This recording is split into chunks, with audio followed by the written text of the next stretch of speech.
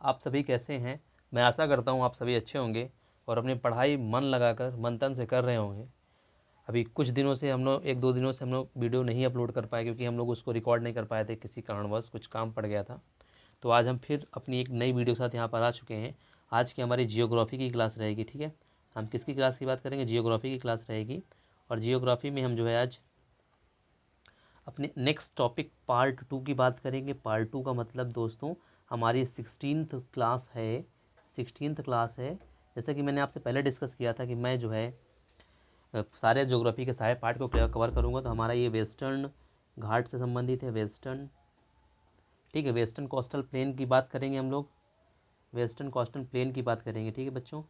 तो इसमें हम लोग जो है वेस्टर्न कोस्टल प्लेन को दिखाएंगे कैसे क्या है, कितने पार्ट होते हैं। मैंने सारा जनरली थोड़ा थोड़ा इसमें सारा बता दिया था क्या क्या होते हैं, कहाँ से कहाँ तक कठियावाड़ का मैदान है, गुजरात का मैदान है, कहाँ से मालाबार है, कोंकण है, ठीक है ना, कन्नड़ है। तो सारा मैंने डिस्कस किया था। अब आज के हम टॉपिक में डिस्कस करेंगे कुछ इंपॉर्टेंट जो इसके बचे हुए पॉइंट थे उन पर डिस्कस करेंगे। और ये वाला पार्ट ख़त्म हो जाएगा। इसके बाद हम लोग द्वीप में आएंगे, आइलैंड में आएंगे। इसके बाद फिर हम लोग प्लेन्स प्लेट्यू पढ़ेंगे। फिर हम लोग जो है इसके बाद लास्ट का जो बचेगा हमारा रिवर उसको भी पढ़ेंगे, ठीक है, क्योंकि हम बहुत दिनों से इंतजार में थे, रिवर को पढ़ेंगे। तो आज के हम पहले क्लास स्टार्ट करने से पहले आज के मोटिवेशन थॉट पर डिस्कस करते हैं, जिससे हम लोग को एक मोटिवेशन मिले, एक एनर्जी मिले और हम लोग आज की क्लास को बड़े बेहतरीन तरीके से, बड़े जोश के तरीके से आज की क्लास को हम लोग ख़त्म कर सकें। तो चलो आइए दोस्तों, आज की क्लास को हम लोग स्टार्ट करते हैं। आज के मोटिवेशन थॉट पर डिस्कस करते हैं, आज उस मोटिवेशन थॉट को जानने का प्रयास करते हैं। तो मंजिल से ज़रा कह दो, अपने एम जो तुमने बनाया है, जो तुमको करना है, उसको मन के अंदर से बोल दो कि ये मंजिल अभी पहुंचना नहीं हूँ तुम्हारे पास। मंजिल से ज़रा कह दो कि पहुंचा नहीं हूँ मैं तुम्हारे पास। मुश्किलें ज़रूर हैं मगर ठहरा नहीं हूँ। मंजिल से कह दो ज़रा, अभी पहुंचा नहीं हूँ मैं।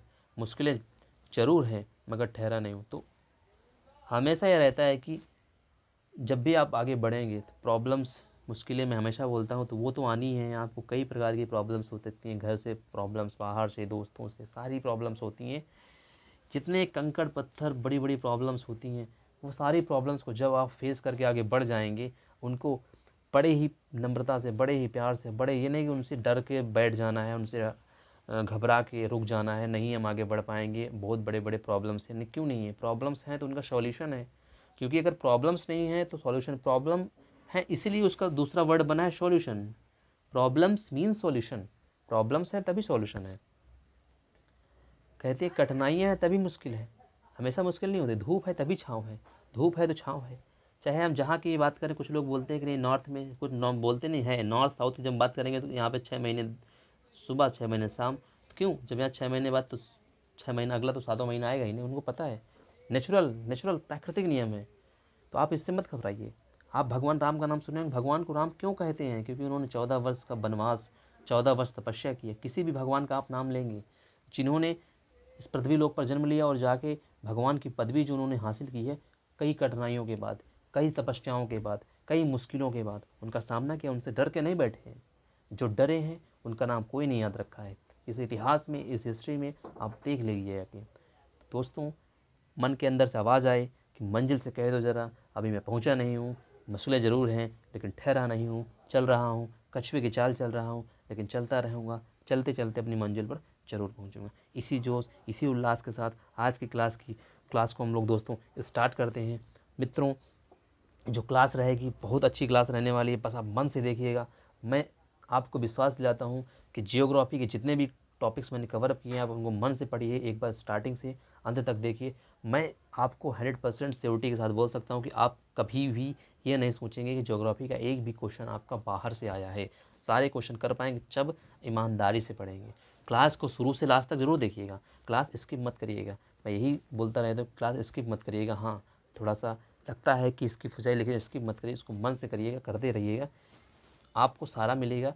और अगर वीडियो अच्छी लगती है तो लाइक करिएगा, नए हैं तो सब्सक्राइब कर दीजिएगा और बेल आइकन को इसलिए दबाइएगा कि कोई भी वीडियो हम डालेंगे तो नोटिफिकेशन आपको पहले पास पहुंच जाएगी, जिससे आप वीडियो को जो है देख पाएंगे, कोई भी नई वीडियो है। तो आज की क्लास को हम लोग स्टार्ट करते हैं। जैसा कि मैं हमेशा बोलता हूँ कि पहले हम लोग मैप बनाना सीखते हैं। अगर दोस्तों आप मैप बनाना नहीं जानते हैं तो मैं आपको तरीका बिल्कुल आसान बना दूंगा। आप ये नहीं सोचना है। देखिए दोस्तों, कभी कभी बार होता है, स्टार्टिंग में जब मैंने किया था तो मैंने यूट्यूब में देखा कि how to make India map. तो क्योंकि मैंने बताया कि मुझे ज्योग्राफी पढ़ना और पढ़ाना अच्छा लगता है, तो उसने कई प्रकार के तरीके बताए, ट्रिक बताए, उनकी ट्रिक्स को मैंने फॉलो किया, बनाना प्रयास किया। लेकिन जब मैंने अपने से प्रयास किया, हाँ उनकी भी कुछ चीज़ें जानी, लेकिन खुद कुछ मैंने भी ऐड कर दिया, तब जाके मुझे बनाना आया। मैं बहुत ईजी तरीके से 10 से 15 सेकंड में मैप बना देता हूँ इंडिया का। और वर्ल्ड का मैप पूरा बनाना है तो मुझे 1 मिनट लगता है, मैक्सिमम 1 मिनट। अगर बहुत जल्दी बनाऊँगा मैं तो मैं 30 सेकंड में, 30 से 40 सेकंड में बना देता हूँ मैप। क्योंकि मैंने प्रैक्टिस किया है, मैंने जाना है कि मैप आखिर होता क्या है। मैप ये थोड़ी कि हमको वही दिखाना है। तो मैप इसलिए इंपॉर्टेंट होता है बच्चे, जब कभी आप मैप से सीखेंगे तो बहुत आसानी से चीज़ें याद हो जाती हैं। ठीक है दोस्तों, तो ये होता है मैप। मैप आपको सिखाता है कि कैसे आसानी से आप किसी चीज़ को पढ़ के आगे बता सकते हैं। तो मैंने पहले आपको बताया था ये कठियावाड़ का मैदान था, यहाँ पे सॉरी खंभात का मैदान था। ठीक है, नहीं सॉरी खंभात वाला ये था, कच्छ का ये था। मैं थोड़ा सा इसके थोड़ा सा दिमाग में था, तो आप इसको मत सोचिएगा। ठीक है, तो वो थोड़ा दिमाग में रहता है ना कभी कभी। हाँ, कच्छ खंभात में बहुत कन्फ्यूजन रहता है, तो आप दिमाग में रखिएगा। का पहले आता है ना, ठीक है, का पहले आता है, खा बाद में आता है, तो का पहले आएगा तो कच्छ हो गया।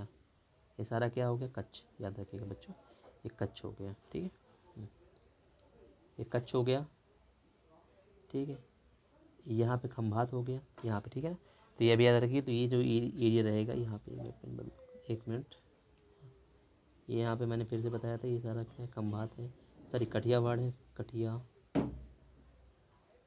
हो गया। ठीक है, कठियावाड़ के बाद यहीं पे गुजरात का रहेगा, यहीं पे खंभात रहेगा। ठीक है ना, ये जो एरिया रहेगा खंभात रहेगा, यहीं पे गुजरात का मैदान रहेगा। ठीक है, खंभात खाड़ी रहेगी, कच्छ की खाड़ी, खंभात की खाड़ी। तो कच्छ के मैदान की बात हो रही है, तटीय मैदान की, और यहाँ पे कच्छ की खाड़ी भी है। ठीक है ना, तो गुजरात का मैदान भी है। ठीक है बच्चे, और यहाँ पे मैंने ऐसे करके बताया था आपको। मैंने बताया था कि पहले क्या रहेगा, मालाबार रहेगा, मैंने बताया था आपको। ठीक है, पश्चिम तटीय मैदान मैंने बताया था, मालाबार रहेगा, कन्नड़ रहेगा, कोंकण रहेगा। तो ये भी आपको दिमाग में चीज़ें रखनी है। ठीक दोस्तों, मैं एक बात ये है कि मैं थोड़ा सा एक पॉइंट बताना चाहता हूँ। जैसे मैंने बताया कच्छ खंभात की खाड़ी में डिस्कस है, तो कहाँ पहले आता है, कहाँ बाद में आता है। तो कभी कभी रहता है कोंकण पहले आएगा, कि कन्नड़ पहले आएगा, कि मालाबार पहले आएगा, मालाबार। तो मैं आपको एक मोटा सा बताऊंगा। सबसे पहले कोंकण, को का आया ना, ऐसे करके ट्रिक से थोड़ा सा समझिए कि समझ में का, अब का के का कोंकण आया, तो का से का याद रखिए, तो का पहले आता है, तो यहाँ पे कोंकण का मैदान हो गया, ये हो गया। अब कन्नड़ का के बाद ना आता है, तो समझ लीजिए का दोनों में कॉमन है, लेकिन का के बाद यहाँ पे ना। जब हम लोग रीजनिंग पढ़ते हैं तो हम लोग को आता है कि 5 वो सेंटेंस दे, सॉरी 5 वर्ड दे देगा, उनको कह देगा सीक्वेंस में लगाइए, छोटे से बड़े से, फिर से बड़े से, मतलब उनके अल्फ़ाबेटिकली सीक्वेंस में। तो वहाँ से आप थोड़ा सा दिमाग लगाइए। का दोनों में कॉमन, तो कोंकण पहले आ गया। कन का ना, यहाँ से का ना, थोड़ा दोनों वर्ड अलग अलग है, तो का पहले आता ना। तो कोंकण के बाद कन्नड़ आ जाएगा, तो बच्चे कन्नड़ ये हो गया। लास्ट में एम आता है, तो मालाबार हो जाएगा। ठीक है, तो ये क्या हो जाएगा, मालाबार हो गया। तो ऐसे करके आप जो है दिमाग में रखिएगा। तो थोड़ा ट्रिक से आप याद करेंगे तो जो आसानी से याद हो जाती चीज़ें। ठीक है, मैंने कई बार ऐसे देखा है कि याद करना पड़ेगा, लेकिन आसानी से याद हो जाता है। ठीक है, अब मैं यहाँ पे बात करूँगा ये चीज़ जो बता रहा था मैं, कि यहाँ पे कहाँ से कहाँ तक कोंकण का मैदान है, कहाँ से कहाँ तक कठियावाड़ का मैदान है, कहाँ से कहाँ तक कच्छ का मैदान है। ठीक है, तो यहाँ पे गुजरात में एक भावनगर है। क्या भाव चल रहा है भावनगर में, ठीक याद रखिए, भावनगर। गुजरात में एक भावनगर पड़ता है, गुजरात का मैदान जहाँ से ख़त्म होता है। भावनगर से क्या कहते हैं, एक आपको मारमोआ बंदरगाह मिलेगा। मारमोआ क्या मिलेगा यहाँ पे, मारमोआ मिलेगा, मारमोआ, मार गोवा। ठीक है, मारमोआ करके मिलेगा, मारमोआ। 1 मिनट, थोड़ा सा इसमें ऐसे करके मोआ। ठीक है, और मारमोआ से देखिए, भावनगर से मारमोआ तक रहेगा कोंकण का मैदान। को मारमोआ से रहेगा न्यू मंगलोर तक।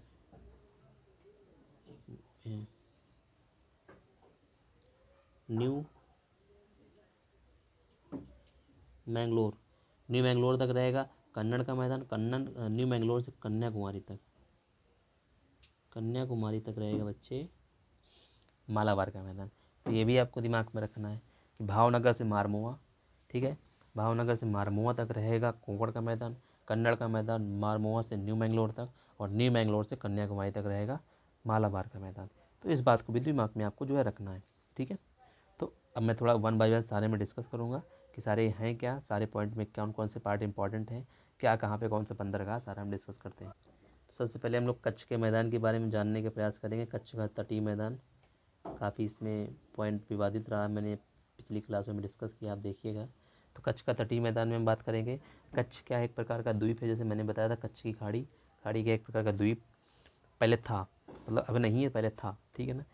जैसे सिंधु नदी के अवसादों से बना हुआ है। जो सिंधु नदी आती है, सिंधु नदी आती है जो हमारे भारत के यूके जम्मू कश्मीर होते हुए पंजाब के क्षेत्र में चली आती है। तो ये जो सिंधु नदी थी उसकी अवसादों से बना हुआ मैदान था, ठीक है ना। ये भारत के मुख्य भूमि से जोड़ दिया गया था। इसने जो है क्या किया था, भारत को मुख्य भूमि से इसको जोड़ दिया था, ठीक है। इस मैदान ने जो बना हुआ था, द्वीप बना था।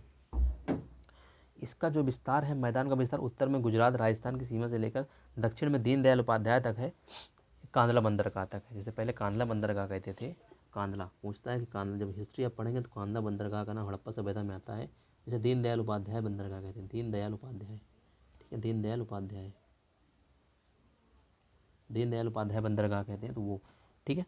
यह दलदल भूमि का क्षेत्र है, इसे रण क्षेत्र भी कहते हैं, कच्छ का रण, ठीक है। समुद्री पवनों के प्रभाव से लवणीय मृदा मिलती है, क्योंकि समुद्री पवनें यहाँ पे ज़्यादा हैं, तो यहाँ पे मृदा लवणीय, यहाँ पर पूरा क्षेत्र सफ़ेद पाया जाता है, तो यह बहुत अच्छा पर्यटन का क्षेत्र बन जाता है, ठीक है। यहाँ पे ढोला चाबुदा जैसे कटे फटे पहाड़ियाँ भी मिलती हैं इसी क्षेत्र में, कच्छ के क्षेत्र में, तो ये भी इंपॉर्टेंट हो जाता है, ठीक है बच्चे। तो ये दिमाग में आपको रखना है। तो यहाँ पे क्या है कि एक जंगली गधों का एकमात्र अभ्यारण्य यहीं पर है, जंगली गधों का। कभी कभी पूछता है कि जंगली गधों का एकमात्र अभ्यारण्य, केवल जंगली गधे पाए जाते हैं। जंगली गधे, गधे होते हैं हम लोग देखे होंगे, जो लोग सामान वामान ढोते हैं, लेकिन जंगली गधों की बात हो रही है यहाँ पे। गधे जो हम लोग के आसपास मिलते हैं वो जंगली नहीं होते हैं। एक उनका मात्र अभ्यारण्य जो है वो यहीं पे है, कहाँ पे, कच्छ के तटीय मैदान में पड़ता है, ठीक है। इस बात को दिमाग में आपको रखना है, पॉइंट बहुत इंपॉर्टेंट है। अब हम लोग कठियावाड़ के मैदान की बात कर लेते हैं थोड़ा सा, ठीक है। तो कठियावाड़ के मैदान में हम लोग डिस्कस करेंगे कठियावाड़ का मैदान क्या होता है। तो कठियावाड़ का मैदान का जो विस्तार है, कांदला बंदर जैसे दीनदयाल उपाध्याय का दक्षिण में भावनगर है, ठीक है। तो कांदला से इसका विस्तार जो है, कांदला से भावनगर तक है, भावनगर, ठीक है। किसकी बात हो रही है, कठियावाड़ की, कठियावाड़, ठीक बच्चे। तो कांदला से भावनगर तक इसका विस्तार है।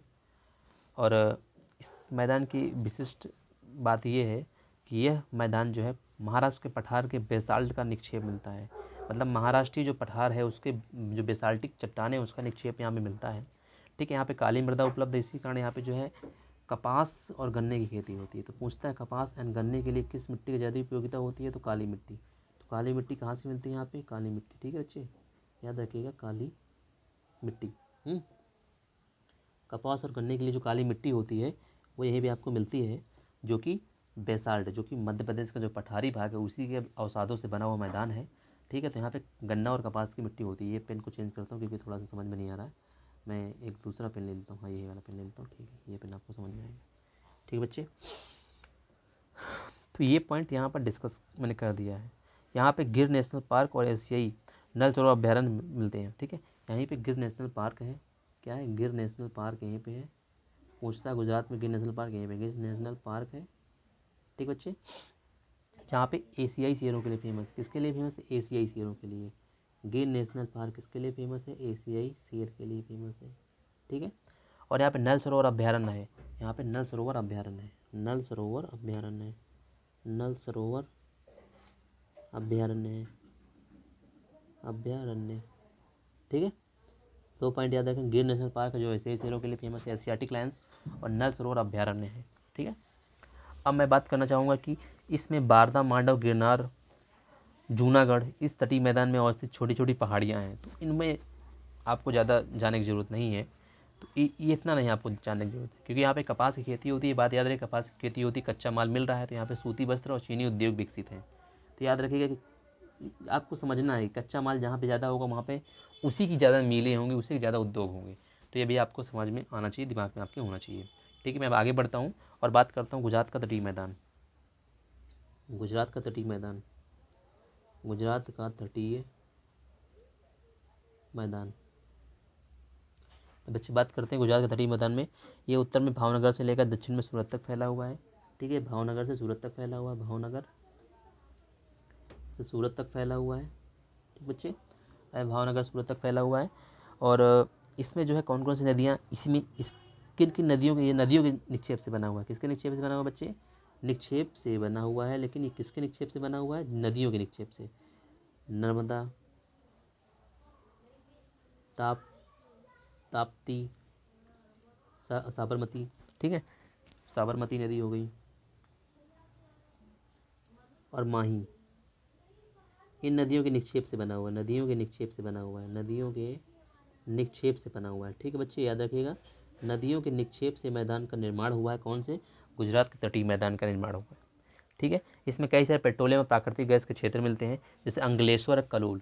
यहाँ पे पेट्रोलियम और प्राकृतिक गैस के, कलोल है, याद रखिए, कलोल पूछ लेता कहाँ पर है, और अंकलेश्वर पूछ लेता। बहुत बार क्वेश्चन आया है अंकलेश्वर, ये स्टैटिक जीके का प्रश्न बन जाता है। अंकलेश्वर जो है कहाँ पर है? तो गुजरात में है। ये प्राकृतिक गैस पेट्रोलियम के क्या क्षेत्र हैं? प्राकृतिक गैस और पेट्रोलियम के क्षेत्र हैं। इस बात को भी आपको जो है दिमाग में रखना है। ठीक है ना। अब मैं आगे बात करता हूँ कि इतना तो हमने डिस्कस कर लिया है। ठीक है, तो मैं थोड़ा सा आगे वाले पॉइंट में डिस्कस कर लेता हूँ, फिर हम लोग किसी एक पॉइंट में आगे डिस्कस करेंगे। अब मैं कोंकण के तटीय मैदान की बात कर लेता हूँ। कोंकण के तटीय मैदान की बात कर लेता हूँ। कोंकण का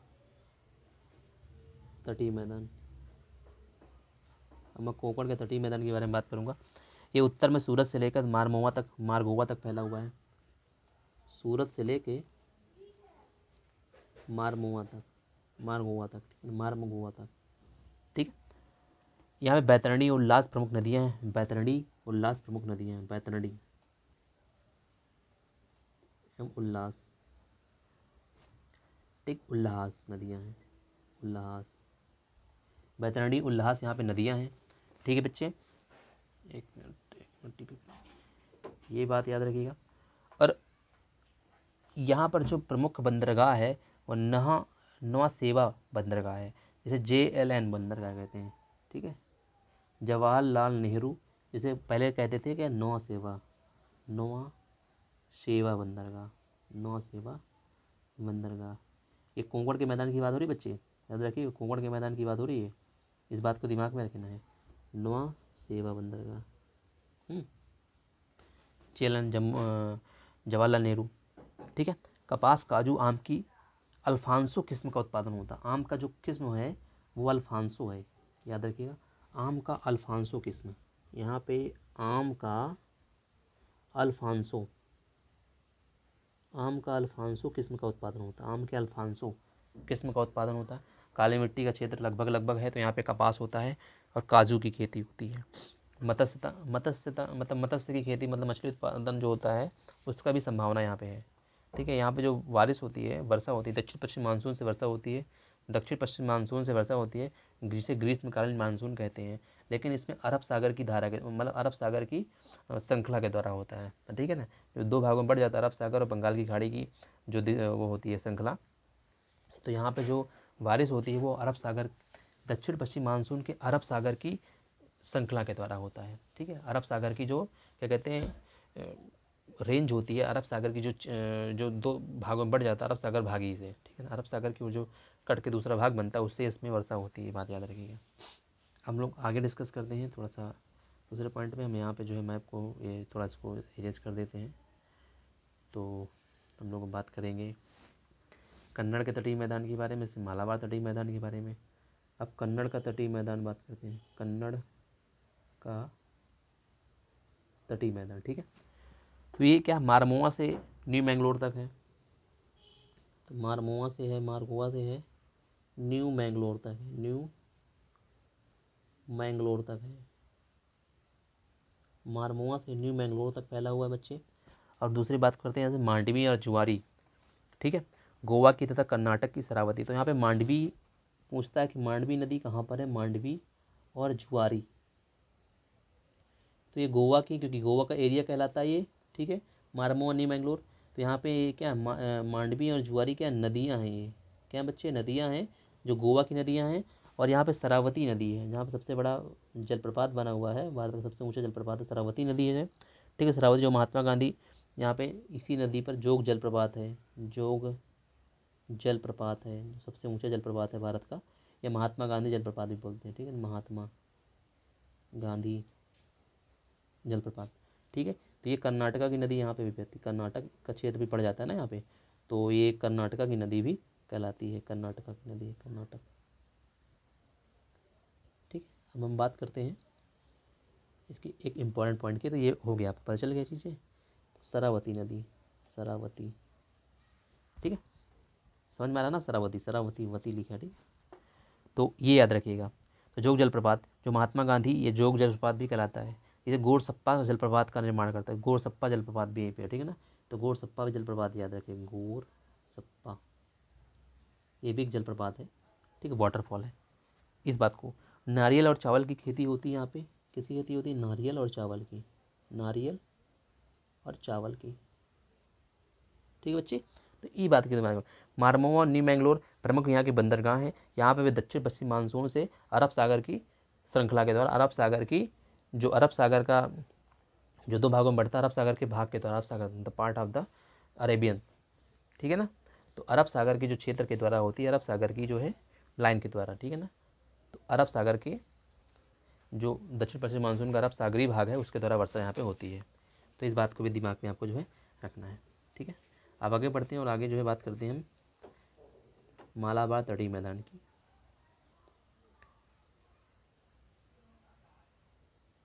अब मालाबार तटीय मैदान की बात करते हैं हम।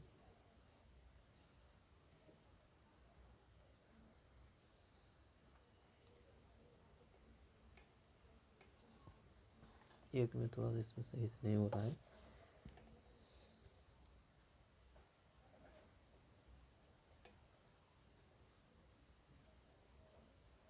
मालाबार तटीय मैदान के बारे में बात करते हैं हम लोग, ठीक है। तो ये न्यू मैंगलोर से कन्याकुमारी तक पड़ता है, न्यू मैंगलोर से कन्याकुमारी तक पड़ता है, ये कन्याकुमारी तक पड़ता है बच्चे, ठीक है। इसमें पंबा, पेरियार और अचन कोकील, ठीक है। इसकी प्रमुख नदियाँ हैं भरत पूछा, लेकिन पंबा पूछता है, पंबा, और पेरियार नदी पूछता है, ये पूछता है क्वेश्चन इसलिए पेरियार क्योंकि केरला की है, पंबा, पेरियार और भरत पूछा, भरत पूछा, पूझा, ये क्या है, नदियाँ हैं ये, ठीक बच्चे, नदियाँ हैं ये क्षेत्र की जो है नदियाँ हैं। कोचीन प्रमुख बंदरगाह है यहाँ का, यही का कोचीन बंदरगाह प्रमुख है, कोचीन बंदरगाह, कोचीन बंदरगाह प्रमुख है, ठीक है। और यहाँ पे जो है नारियल, मसाला, रबड़, मसाला के लिए फेमस था ही ये, लेकिन इसे मसाला के लिए फेमस नहीं, महाराष्ट्र है। मसाला, रबड़ और कहवा का तट कहलाता है, कहवा इस तट की प्रमुख फसल है। मसाला, रबड़, कहवा इस तट की जो है प्रमुख फसलें हैं। तो ये भी याद रखिए। तो मसाला प्राचीन काल में बहुत इंपॉर्टेंट था, यहीं पे आके जो है वास्को डी गामा,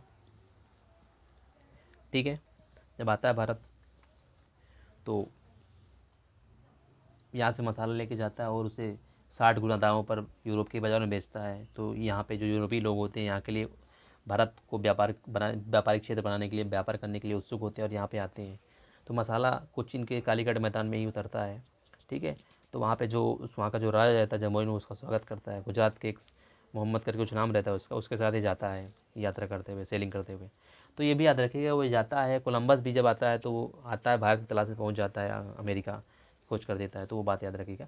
तो मसाला, लेकिन इस समय मसाला के क्षेत्र में एमपी जो है टॉप में चल रहा है, भारत उत्पादन में पहले स्थान पर है, लेकिन भारत विश्व में नंबर 1 पे है, और भारत के अंदर की बात करूँगा तो एमपी है मसालों के उत्पादन में, ये भी याद रखिएगा, ठीक है। बात करूँगा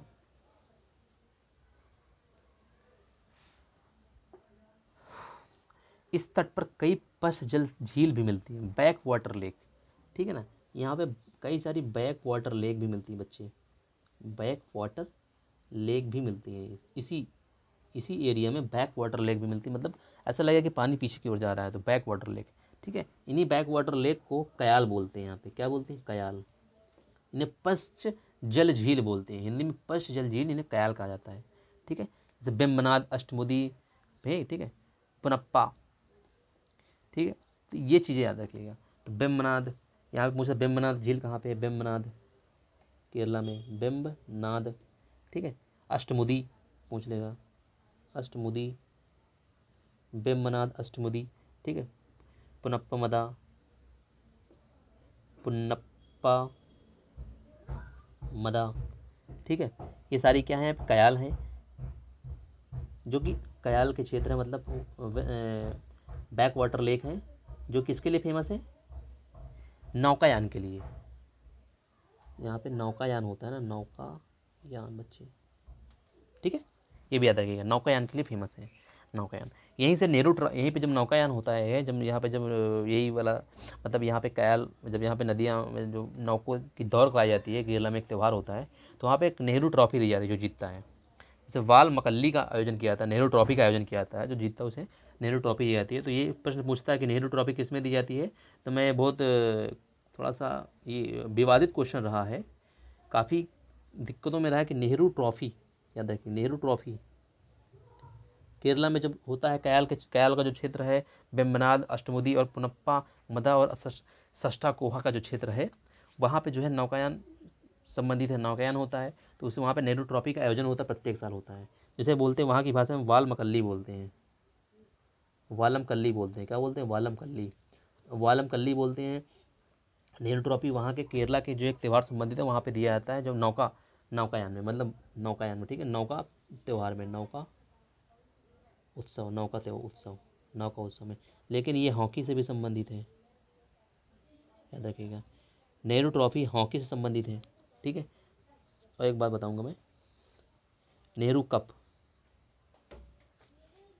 Nehru cup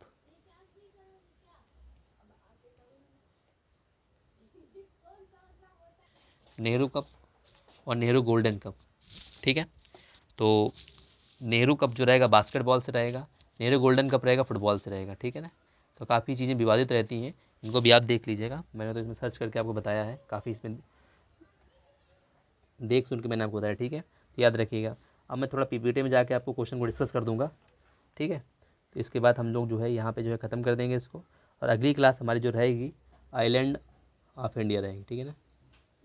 island, famous island of India, मतलब कुछ आइलैंड के बारे में डिस्कस करूँगा इंडिया के बारे में। फिर इसके बाद हम लोग जो प्लेटिव रीजन में जाएंगे, ठीक है।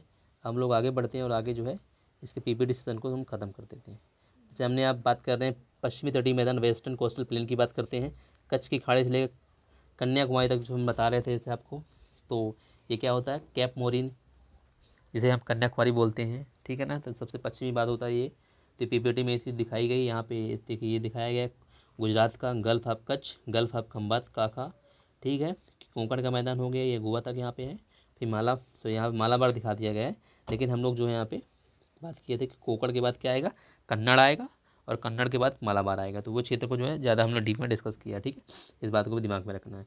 तो यहाँ पे जो सबमर्ज्ड कोस्टल प्लेन है, यहाँ पे कैसे निमज्जन या जलमार्ग, जलमग्न तटीय मैदान, मतलब यहाँ पे जैसे लगेगा कि यहाँ पे पानी ऊपर से है, मतलब तटीय मैदान जल से भरा हुआ है, जल ऊपर पार्ट में जल रहेगा, तो जलमग्न तटीय मैदान है, ठीक है।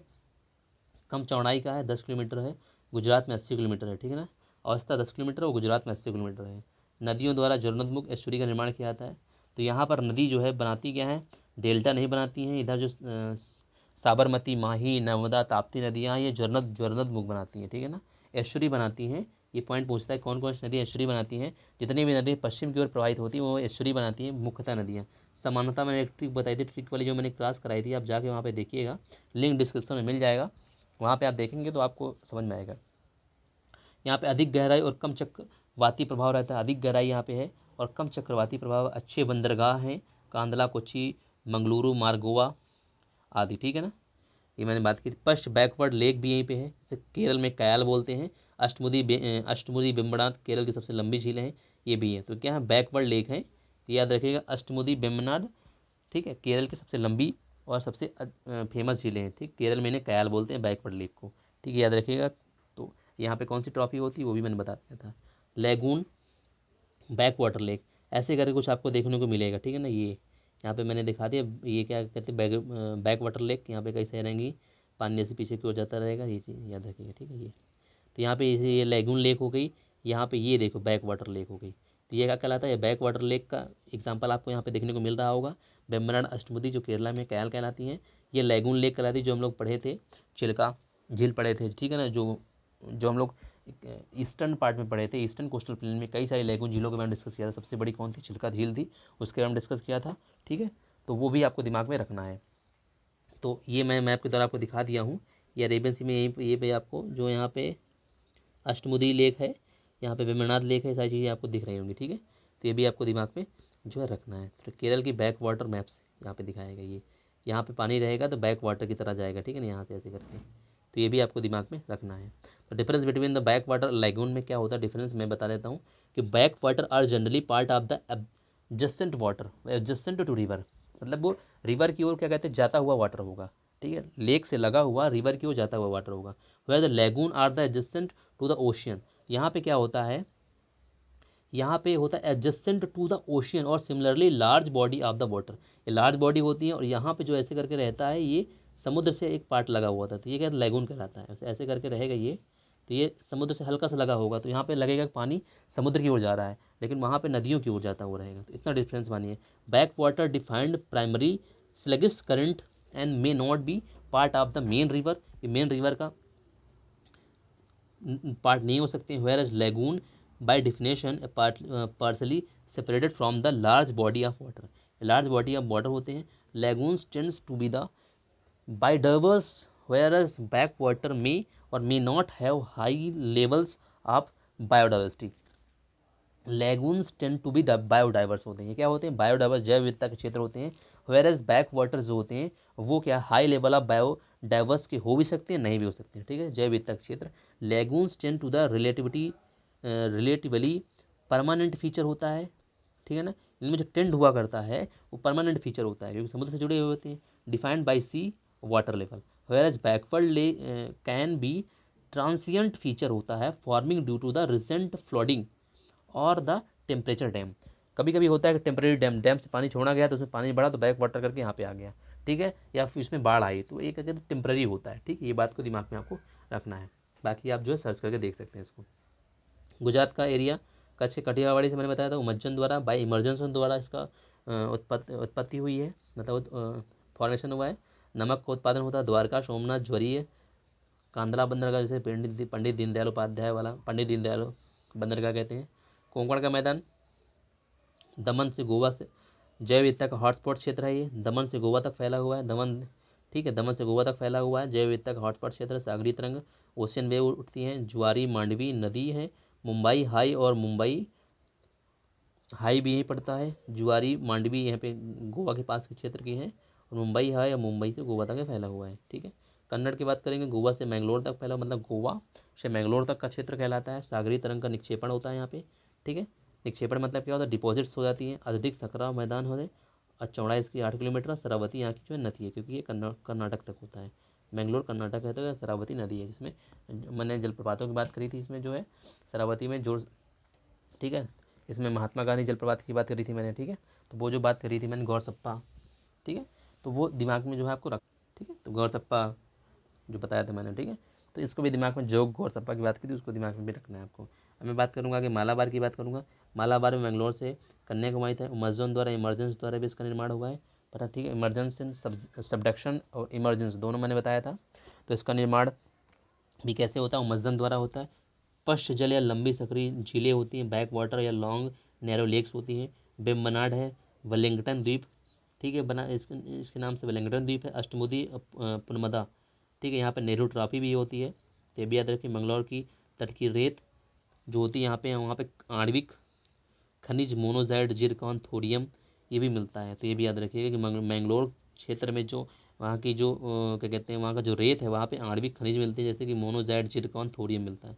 मानसून प्रथम केरला में प्रवेश करता है, यही क्षेत्र में आता है। मालाबार के क्षेत्र में प्रथम पहली बार प्रवेश करता है, प्रभाव होता है। पेरियार, भारत पूजा यहाँ की नदियाँ हैं, ठीक है ना, नदियों के बारे में पहले बताया था, यहाँ की नदियाँ कौन कौन सी, पंबा, पेरियार, ठीक है ना, भारत पूजा, ये बात मैंने बताई थी, कुछ मैंने एक दो और बता दी थी, तो इस बात को भी दिमाग में रखें, मैंने इंपॉर्टेंट पॉइंट चीज़ें यहाँ पे पीपीटी में रखी गई हैं, ठीक है। पूरी तटीय मैदान को हमने डिस्कस कर ही लिया था, यहाँ तक था, और यहीं से जो है क्लास को जो है हम लोग एंड करेंगे आज की क्लास को, ठीक है। कल की क्लास में हम लोग आइलैंड ऑफ इंडिया पढ़ेंगे, फेमस आइलैंड, एंड उसके क्या कहते हैं, कुछ प्लेटिव के बारे में थोड़ा डिस्कस करने, प्लेटिव, ठीक है, ये भी डिस्कस करेंगे। सारा कुछ हम लोग आने वाली क्लास में, अगली क्लास में डिस्कस करेंगे। तो अगर आपको वीडियो अच्छा लगता है तो लाइक करें, शेयर करें, सब्सक्राइब करिए, अपने दोस्तों को बताइए, और वीडियो को लास्ट से अंत तक जरूर देखिए, सॉरी शुरू से लास्ट तक जरूर देखिए, ताकि आपको सारे पॉइंट ये 1 बाय 1 समझ में आ जाए। सारे पॉइंट एक दूसरे से कोरिलेट करते हैं, इस बात को बच्चे दिमाग में रखना है। और क्वेश्चन, वीडियो को शेयर करना, ज़्यादा से ज़्यादा लोगों को शेयर करो। जितना लोगों को आप शेयर करोगे, लोग जानेंगे, पता चलेगा कि हम लोग यहाँ पे कैसी कैसी क्लासेस पढ़, कैसा कंटेंट दे रहे हैं, ये भी जानना बहुत ज़रूरी है। ठीक है, चलते हैं अगले वीडियो में, तब तक later tata, bye bye, take care, पढ़ते रहो और आगे बढ़ते रहो।